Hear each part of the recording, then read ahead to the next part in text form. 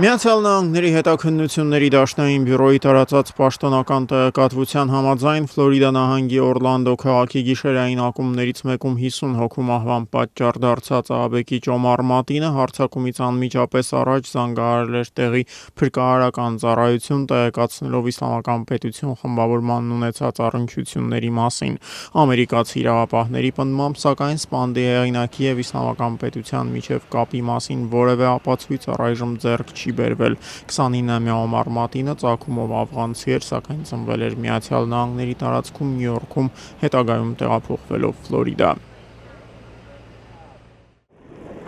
Իրաքի կառավարական բանակը շարունակում է հարձակումը երկրի կենտրոնում Իսլամական պետության խմբավորման հենակետերից մեկը համարվող Ֆալուջա քաղաքի ուղղությամբ։ Հարձակմանը ներգրավված է նաև Իրաքի կառավարական զորքերի զրահատեխնիկան և ծանր հրետանին, որոնց օգնությամբ զինվորականներին վերջին 48 ժամերին հաջողվել է մոտենալ քաղաքի անմիջական մատույցներին։ Ֆալուջան ավանդաբար համարվում է իրաքցի սուննիների միջնաբերդը։ Դեռ 2000-ականների կեսերին Ֆալուջայի բնակիչները կատաղի դիմադրություն էին ցուցաբերում Իրաքում տեղակայված ամերիկյան զորքերին։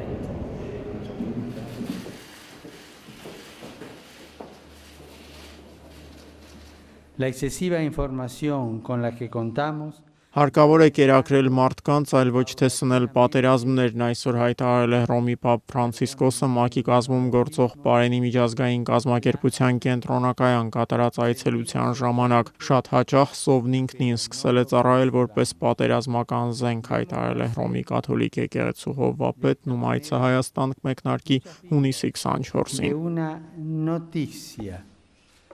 que en poco tiempo será cambiada por otra.